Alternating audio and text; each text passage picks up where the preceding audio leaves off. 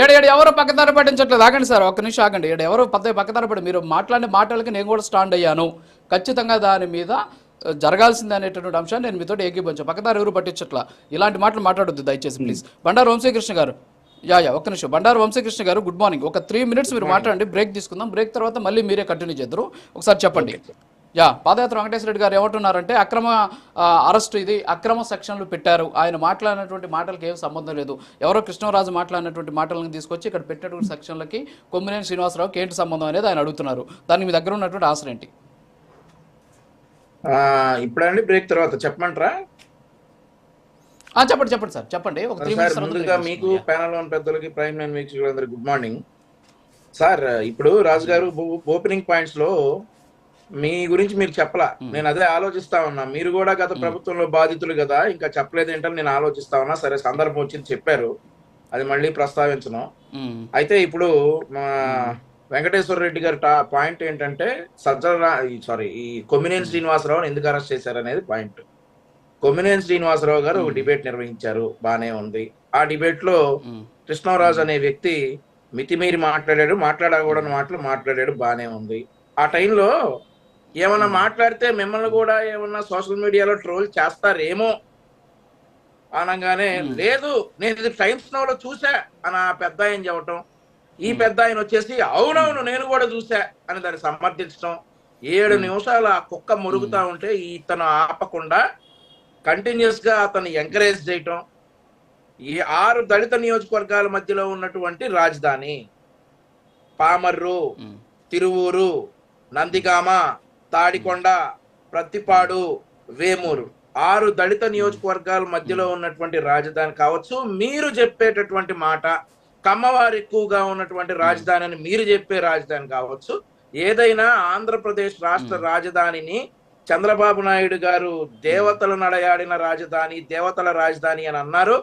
కూటమి నాయకులైనటువంటి పవన్ కళ్యాణ్ గారేమో బౌద్ధుడు నడయాడిన రాజధాని అని అంటే, మీరు మాట ఏంటండి? మీరు అనేది మీ ఛానల్లో కూర్చొని వేశ్యల రాజధాని అని అన్నందుకు దాన్ని ఎంకరేజ్ చేసి ఆపకుండా, ఇప్పుడు రాజు గారు నేను ఏదైనా తప్పు మాట్లాడితే మీరు చాలా సందర్భాల్లో నేను ఏదైనా మితిమీరి మాట్లాడతానేమో అని చెప్పి మీరు చాలా సందర్భాల్లో వార్నింగ్ ఇచ్చిన రోజులు కూడా ఉన్నాయి.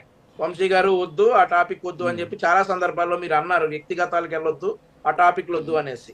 అలా మోడరేటర్ ని, అలా ఆ డిబేట్ కి మోడరేటర్ గా ఉన్నటువంటి కొమ్మినేని శ్రీనివాస్ అవేమీ చేయకుండా అవునవును టైమ్స్ నౌలో నేను కూడా చూశాను, నిజమే అని అర్థం వచ్చేటట్లు మాట్లాడినందుకు, అతన్ని ఎంకరేజ్ చేసినందుకు, అట్లా ప్రాంతాల మధ్య విద్వేషాలు రెచ్చగొట్టినందుకు, మనుషుల మధ్య విద్వేషాలు రెచ్చగొట్టినందుకు, రాష్ట్రంలో శాంతి భద్రతల్ని క్షీణించేలా చేసినందుకు, అదే మాదిరిగా మళ్ళీ ఎస్సీ సామాజిక వర్గం, ఎస్సీ సోదరులు ఎక్కువగా ఉన్నటువంటి రాజధాని ప్రాంతాన్ని ఉద్దేశించి అనుచిత వ్యాఖ్యలు చేసినందుకు ఇతన్ని అరెస్ట్ చేయడం జరిగింది. సరే, వెంకటేశ్వర రెడ్డి గారు చెప్తా ఉన్నారు గతంలో అవన్నీ అయినాయి అని చెప్తా ఉన్నారు.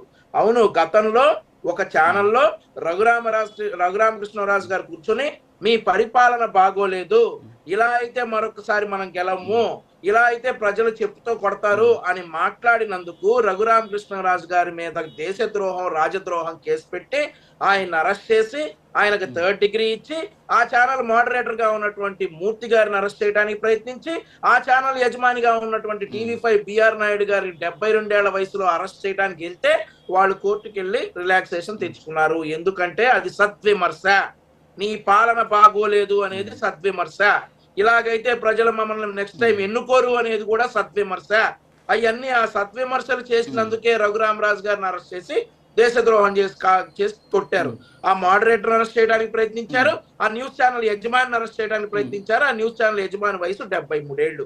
ఆ రోజు అది సద్విమర్శ. ఈ రోజు ఏం విమర్శ అంటే ఇటు చేసింది, ఒక ప్రాంతాన్ని ఉద్దేశించి ఈ రోజు ఏం విమర్శ ఇటు చేసింది? మీరు లేరా రాజధానిలో? మీకు వద్దా రాజధాని? మీకు అసలు అవసరం లేదు, ఉంటేనే కదా. సో ఈ రోజు అన్ని మాట్లాడినారు.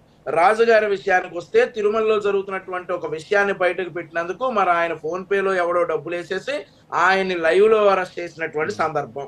ఆ తర్వాత అంకబాబు గారు అని ఒక జర్నలిస్ట్ గారు ఉన్నారు. గన్నవరం ఎయిర్పోర్ట్ లో డిపార్ట్మెంట్ ఆఫ్ రెవెన్యూ ఇంటెలిజెన్స్ వాళ్ళు 970 గ్రాముల బంగారం ధనుంజయ రెడ్డి గారి భార్య దగ్గర దొరికింది అనేటటువంటి న్యూస్ ఒక ప్రముఖ న్యూస్ ఛానల్లో, న్యూస్ పేపర్లో వస్తే దాన్ని సర్క్యులేట్ చేసినందుకు అంకబాబు గారి మీద కేసు పెట్టి మా party media coordinator Darapaneni Narendra Babu గారిని అరెస్ట్ చేసి ఆయన్ని సిఐడి కార్యాలయానికి తీసుకెళ్లి ఆయన మీద కూడా 3rd డిగ్రీ ఉపయోగించి అంకబాబు గారిని ఒక రోజులో కోర్టు ఆ కేసుని రిమాండ్ తిరస్కరించింది, ఆయన బయటకు వచ్చేశారు. అలాంటి ఘన చరిత్ర కలిగినటువంటి మీ పార్టీ అదే మాదిరిగా నలందా కిషోర్ గారు ఒక వార్త షేర్ చేశారని, ఆయన 73 ఏళ్ల వయసులో కర్నూలు అనకాపల్లి నుంచి విశాఖపట్నం నుంచి కర్నూలు తీసుకుని వెళ్ళి ఆయన కోవిడ్ అంటించేలా చేసి ఆయన చనిపోయేదాకా చేసినటువంటి ప్రభుత్వం తమరి గొప్ప ప్రభుత్వం.